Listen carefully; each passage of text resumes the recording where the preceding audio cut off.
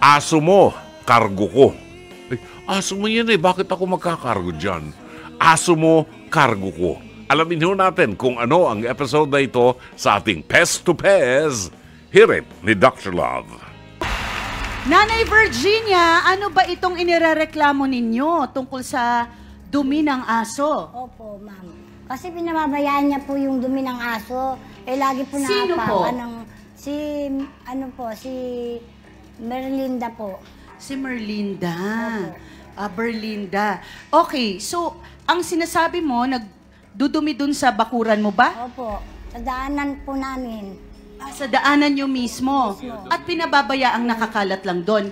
Ilang beses nangyayari ito? Matagal na ba? Madalas po yun. At Kasi matagal na ba? Matagal na po yun. Nareklamo ko po sa barangay pero hindi rin po na-actionan. Okay, pero paano po nyo napag-uusapan ni Berlinda po yan? Ikaw ba ay nagreklamo na mismo sa kanila? Opo na. Lagi kami nag-aaway, lagi kami nagmumurahan, ganun. Pinababayaan niya, naapakan ng mga... May mga apo kasi po ako kayo naapakan. No? Pag-akit namin sa taas ng agdan, mabaho na yung agdanan ko, kalat-kalat na. Minsan okay lang yung duming makita, pero yung naamoy pa, yun ang perwisyo kasi kahit malayo ka na naamoy mo. Yung mabaho, pag malayo ka na, di mo naman makikita, pero maaamoy mo kahit malayo. Ano bang nangyayari? Ginagala ba ni Berlinda yung aso niya? Dati kinukulong niya sa kulungan, ngayon po pinakakawalan niya na. Magkatabi lang ba kayo ng bahay? Sa baba po siya, sa taas po kami. Pakanan. Sa baba. Pasensya na po. Anong sinasabi niya sa'yo pagka sinisita mo na ayan na naman ang mga dumi ng mga aso mo, ganyan? Or mamaya, pero hindi naman nagagawa. Ganun lang yung sagot niya. Nako. Eto na, siya ang may-ari ng asong inirereklamo ni Virginia. Berlinda, pasok!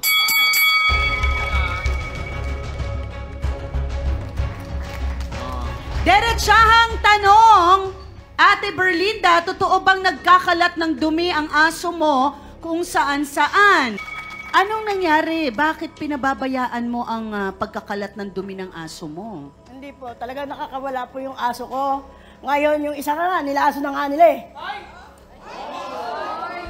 May naglaso na ng aso ko isa. Ang aso. Hindi ako naglalaso ng aso. Ilan ang mga aso mo doon? Bali po, dalawa. Alaga naman nung anak niya yung aso ko. Minsan pinapakain. Kasi yung anak niya may mga aso. Pero imported, sa akin local lang. Kaya yung akin, wala akong minsan maipakain. Pinagagala-gala ko. Ngayon minsan, siyempre, unahin ko pa ba yun sa anak ko? Siyempre, unahin ko yung anak ko kasi PWD yun, di ba? Oo. Pero ano po yung sinasabi ninyong nilason ang aso? Sino ang lumason doon sa aso? Siguro may nagpakain. Nilagyan ng puro bechin. Nilason. Paano nalaman? Nakita niyo ba yung aso? Nakita ko lang po, pag uwi ko, wala na yung aso ko. Patay na si Quincy. Sino nag-announce? Sino nagsabi? Pero may nagsabi Hindi na ako gumigawa. nilason daw yung aso ko. Pero hindi niyo na nakita yung aso. Hindi na, patay na. Pag-usapan natin ngayon, ang problema ng pagkakalat ng dumi ng iyong mga aso raw, na kahit ilang beses sabihin sa inyo ay hindi nyo ginagawa ng paraan. Kasi naman po ginagawan ko po ng paraan. Minsan pag tinatawag nila ako, yung aso mo, tumae. Nakakalat eh, siyempre natawagin kita. Minsan pag dadakutin ko. Tapos pag minsan ginigising pa nila ako kahit natutulog ako, yung aso mo, tumae, lelen. Ginaganon ako. Minsan, naasal ako. May alaga. Siyempre, minsan nagpapakain ako ng anak kong may diferensya. Unahin ko pa ba yung aso kaysa anak ko? Okay, pero wala ka bang lagayan ng aso mo sa loob ng bakuran mo, Ate Berlinda? Kasi Meron naman po. Niya. Meron. Kaso ayaw ko kasi yung maligalig lang yung aso ko. Kasi ayaw ninyo, pero gusto nyo sa labas. Opo. Nakakaperwisyo. Pero ngayon po, nakakulong na. Nakakaperwisyo po doon sa labas. Dahil, alam nyo, hindi lang basta meron lang tayong alagang aso, ha? Importante din na alam natin mag-alaga ng tama ng ating mga aso. Okay, Mama pero... Carla, sandali lang, may tatanong lang ako. Medyo nasabi niyo, gusto ko lang mapag-usapan niyo. Nasabi niyo, Aling Berlinda, na yung aso niyo, hindi niyo na mapakain, kaya pinapagala niyo lang para kumain sa labas. Tama po ba? Opo, kasi minsan hindi ko mapakain kasi wala rin ako makain minsan. Kaya pag yung anak niya nagpapakain sa aso ko. May anti-rabies ba ang mga aso? Wala, nako. Tsaka hindi nangangagat. Yung aso nyo po kumakain na sa basurahan. Hindi. Kumakalkal din. Pinakalkal din. Kinakalkal din ang Hanap basurahan. ng pagkain. Kal na yun. Yung aso ko hindi nangangalkal ng basura. Pero pag ikaw nakita, dumadambal lang sa'yo, parang nangihingi lang ng pagkain. Ate Mary Jane, bakit mo naman sinugod si Berlinda nang dahil sa mga aso niya? Kasi po nakakalat po yung aso niya. Totoo pong nakaano sa pintuan namin yung yung tain ng aso niya na apakan namin. Hindi nga lang po yan tain ng aso man, pati yung drainage nila eh. May tain na lumalabas, nirereklamo namin, binabaliwala niya. Pasintabi sa mga maagang nanananghalian dyan dahil ito po ang usapin natin, ang mga dumi ng aso, no? Ate Berlinda, totoo ba ito na bakit nangyayari na pati sa harap ng bahay ng kapitbahay ay may dumi? Kasi nga hindi mo yata pinapaano ang aso mo doon sa lugar mo lang. Hindi po, pag alam kong tuma yung aso ko at kahit hindi nila ako tawagin, dinadakot ko. Eh ngayon, siyempre... Hindi mo nga nililigpit? Eh kasi di ba? O sige, subukan mo. Nililigpit ko kahit nililigpit ko. Hindi mo nililigpit, kaya nga nagagalit ako. Si Berlinda po ay merong anak na PWD, may Down syndrome, special child yun. Dapat kailangan mas marami kang panahon doon. Pero una nating naging problema dito ang pag-aalaga ng aso. Mahilig din po ako sa aso. There was a time meron ako 12 aso sa bahay. Ang unang tinatanong, Berlinda, anong purpose mo? Bakit mo gustong mag-alaga ng aso?